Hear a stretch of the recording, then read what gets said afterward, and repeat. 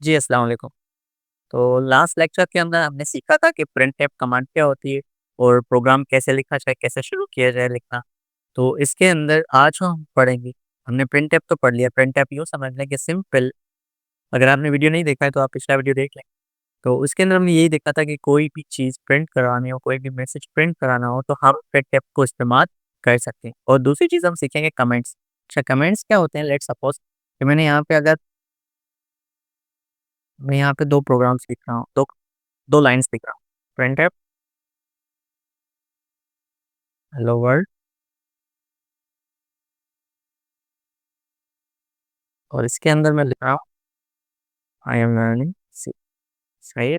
अभी मैं इसको रन करता हूँ तो ये अच्छा, आपको भी पता है कि ये एक ही लाइन पे क्यों प्रिंट कर रहा है, क्योंकि हमने लास्ट लेक्चर के अंदर ये डिस्कस किया था कि वो बाय डिफ़ॉल्ट एक ही लाइन समझता है।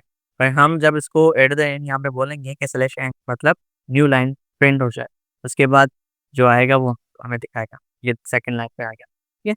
अच्छा, तो यहाँ पे अगर मैं एक लाइन को कमेंट कर दूँ, कमेंट करने के लिए मेरे पास यहाँ पे कंट्रोल और स्लैश जो ये शिफ्ट के बिल्कुल पास में बटन है क्वेश्चन मार्क का, मैं इसके ऊपर क्लिक करूँगा तो ये कमेंट बन गया। अभी देखें ये कमेंट है। अगर आपको कमेंट चाहिए तो यहाँ पे आप 2 स्लैश भी दे सकते हैं, ये कमेंट बन जाएगा। सही है? या फिर शॉर्टकट जो मैंने आपको बताया। अब ये कमेंट का मतलब ये है कि प्रोग्राम इसको एज़ अ कोड कंसीडर नहीं करेगा। इसका मतलब ये है कि आपका आई एम लर्निंग सी तो प्रिंट हो जाएगा, बट हेलो वर्ल्ड उसको वो नहीं पढ़ेगा। मतलब पढ़ रहा है पर वो प्रिंट नहीं कर रहा, क्योंकि कमेंट वाला पार्ट है, कमेंट वाला पार्ट में से इग्नोर कर देता है। सही है? तो अगर मैं इसको अनकमेंट करके इसको कमेंट कर दूँ तो इसका मतलब ये है कि ये भी प्रिंट अब नहीं होगा। तो ऐसे आप कोड मतलब आप कोड को डिलीट भी नहीं करना चाहते, कोड को रखना भी चाह रहे हैं, पर आप चाहते हैं कि प्रोग्राम उसको एग्ज़ीक्यूट ना करे, प्रोग्राम उसको ना दे, तो आप उसको कमेंट कर। सही है? ये कमेंट वाली चीज़ होगी। अच्छा, उसके बाद आज जो हम सीखेंगे, वो हम सीखेंगे वेरिएबल्स। सही है? वेरिएबल्स क्या होते हैं? सिंपल मैं आपको यूँ समझाऊँ कि वेरिएबल्स आप यूँ समझिए कि आपके पास प्रोग्रामिंग लैंग्वेज के अंदर देखिए आपके पास दिमाग है। अगर मैं आपसे पूछूँ कि आपका बर्थ ईयर क्या है? तो आप मुझे बता सकते हैं, क्योंकि आपके पास दिमाग है तो आप उस हिसाब से मुझे बता रहे हैं। तो प्रोग्राम के अंदर ये थोड़ी चीज़ें सेव करी जा सकती है। उसके पास दिमाग थोड़ी ना, मैं उसको बताऊँगा किस तरह से बताऊँ, वो वैल्यूज़ किस तरह से स्टोर करूँगा। मुझे वो वैल्यूज़ रखनी है उसके पास। तो इसलिए यूँ समझ लें कि यहाँ पे एक बॉक्स बना होता है, जब भी आप वेरिएबल्स का ज़िक्र करते हैं तो वो समझते हैं, कॉन्सेप्ट बिल्ड करते हैं। तो आपका सिस्टम क्या करता है? आपका सिस्टम एक बॉक्स बना देता है, सही है? आप वेरिएबल लिखते हैं, लेट्स सपोज़ मैं यहाँ पे लिख रहा हूँ एक वेरिएबल एग्ज़ाम्पल के तौर पे मैं यहाँ पे लिख रहा हूँ integer num1 is equal to 5। सही है? न इंटीजर क्या है इसका भी ज़िक्र करते हैं, पर फिलहाल सिर्फ अंडरस्टैंडिंग के लिए यूँ समझ लें मैंने यहाँ पे एक वेरिएबल डिक्लेयर किया है। सही है? वेरिएबल का मतलब क्या है? वेरिएबल का मतलब ये है कि एक बॉक्स, एक स्पेस बनाना। सही है? अब स्पेस के अंदर मैं यहाँ पे उसका नाम मैंने क्या रखा है? num1। तो यूँ समझ लें एक उसका नाम भी आ गया और ये नाम है num1। सही है? इस बॉक्स का नाम है num1। अच्छा, इसके अंदर मैंने कुछ स्टोर भी किया है। स्टोर क्या किया है? 5। ठीक है? तो अब ये num1 है, num1 इसके डब्बे का नाम है, इस num1 के अंदर मैंने क्या सेव किया है? 5। ये एक वेरिएबल वेरिएबल की एक डब्बा बनाना, एक जगह बनाना, जहाँ पे हम कुछ स्टोर कर सकें। सही है? सिंपल इतनी डेफिनेशन। और वेरिएबल्स क्यों कहते हैं इसको आगे चल के देखेंगे कि वेरिएबल्स क्यों कह रहे हैं। पर वेरिएबल्स का सिंपल यूज़ समझने मतलब ये होता है कि आप एक स्पेस बनाएँगे, उस स्पेस के अंदर कुछ ना कुछ आपने सेव करना। सही? पर उस वेरिएबल के डिफरेंट टाइप हो सकते हैं। उसको हम कहते हैं डिफरेंट डेटा टाइप्स। अब डेटा टाइप्स कौन-सी है? अभी हम वो देखते हैं। फिलहाल के लिए अंडरस्टैंडिंग के लिए मैं यहाँ पे 3 रखी हैं तो काफ़ी। जैसे कि यहाँ पे डबल भी यूज़ होता है, पर मैं आपको अभी वो चीज़ें नहीं सिखा रहा, तो आपको बेसिक सिखा रहा हूँ। बाकी सारी चीज़ें आगे चल के पढ़ें। फिलहाल जो आपने सीखना है तो कॉन्सेप्ट अपना बेस है, ठीक है? तो इंटीजर की हम बात करें, सही है?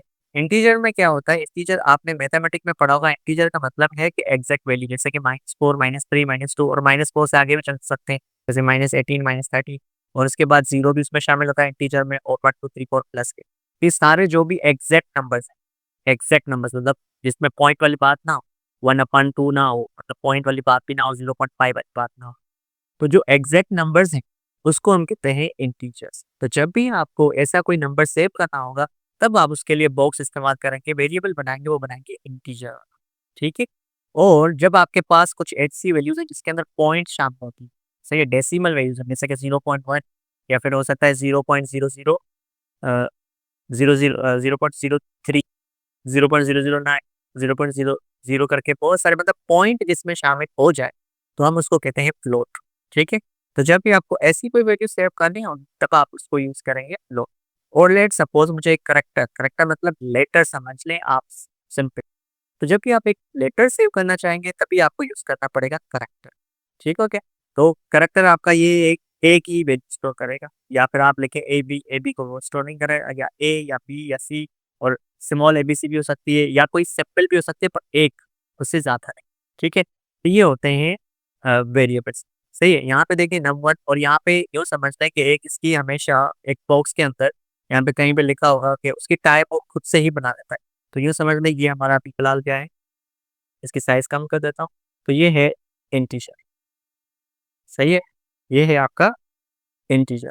तो num1 इसका नाम है वेरिएबल का, और इंटीजर इसकी टाइप है, और इसके अंदर वैल्यू क्या स्टोर है 5।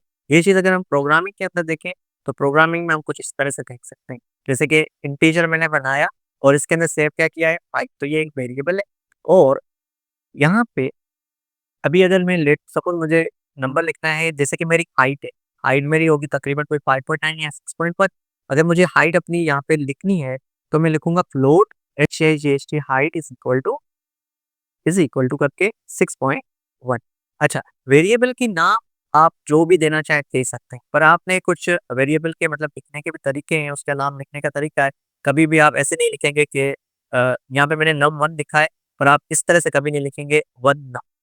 तो इसका मतलब ये है कि पहले वेरिएबल का मतलब नंबर नहीं आना चाहिए, सही है? तो ऐसे कुछ वेरिएबल्स के होते हैं सीन, वो हम बाद में पढ़ाऊँगा, पर अभी सिंपल इसको लेके चलें कि हमने कोई एक वेरिएबल डिक्लेयर किया, वो num1 भी हो सकता है, मैं यहाँ पे अपनी इंटीजर एज भी दे सकता हूँ, लेट्स सपोज़ च एज, सही है? कुछ भी देना चाहूँ, पर वो दे सकता हूँ। अभी इसका सिंपल कॉन्सेप्ट भी मैं आपको समझाता चलूँ कि नम में और इंटीजर में और फ्लोट में डिफरेंस क्या हो सकता है। देखिए, आप जब भी एज बताते हैं ना, तो आपकी एज बताते हैं आप डायरेक्टली एक नंबर, जैसे कि 16 इयर्स, सही है? 18 इयर्स, 23 इयर्स, कभी आपने ये बताया 23.5 का हूँ मैं, नहीं बताते ना। तो इसी तरह से एज जो है आपका, यूँ समझ लें कि एज आपका जो है वो इंटीजर है। और आप जब हाइट बताते हैं, तो हाइट आप किस तरह से बता रहे हैं? आप बताते हैं मेरी 5.9, 6.1 है, 5.8 हाइट है। तो ये पॉइंट वाली जो हिसाब-किताब है, ये आप बताते हैं फ्लोट के अंदर। तो ऐसी चीज़ें आप फ्लोट के अंदर सेव करेंगे, सही है? और मुझे एक करैक्टर सेव करना है, let's suppose character first letter, जो कि मेरे नाम का है, इज़ इक्वल टू मैंने नाम कुछ भी रख सकता हूँ मैं वेरिएबल्स का नहीं मर्ज़। और जब भी आपको करैक्टर सेव करना होगा, तब आप ये सिंगल कोटेशन मार्क्स देके इसके अंदर वो चीज़ें स्टोर करवा सकते हैं। तो अभी ये वेरिएबल्स इस तरह से उसने वेरिएबल्स बनाए होंगे, इस एज़ इट इज़ कॉपी, सही है। पर फ़र्क क्या आया होगा? फ़र्क ये आया होगा कि उसने उसके नाम अलग रखे हों और उसके अंदर वैल्यू कुछ अलग से स्टोर करके हो, सही है। तो ये है सिंपल वेरिएबल का कॉन्सेप्ट। अभी वेरिएबल्स हमने यहाँ पे डिक्लेयर तो कर लिए, वेरिएबल्स की वैल्यूज़ या हम प्रिंट कैसे करवाएँगे, किस तरह से करेंगे, ये हम अगले वीडियो के अंदर देखेंगे। और फिलहाल के लिए आपके पास ये होना चाहिए कि आपके पास वेरिएबल्स के जो भी कॉन्सेप्ट है वो क्लियर होने चाहिए, पता होना चाहिए वेरिएबल्स क्या होते हैं, सही है। फिर भी आपको कोई सवाल है, तो आप हमें व्हाट्सएप के ऊपर मैसेज कर सकते हैं, या कमेंट के अंदर भी आप पूछ सकते हैं। उसका जवाब आपको नेक्स्ट वीडियो के अंदर मिल जाएगा। और अगर जो आपको हमारी ये सीरीज़ पसंद आ रही है, तो आप हमारे हमारे यूट्यूब चैनल को सब्सक्राइब करें।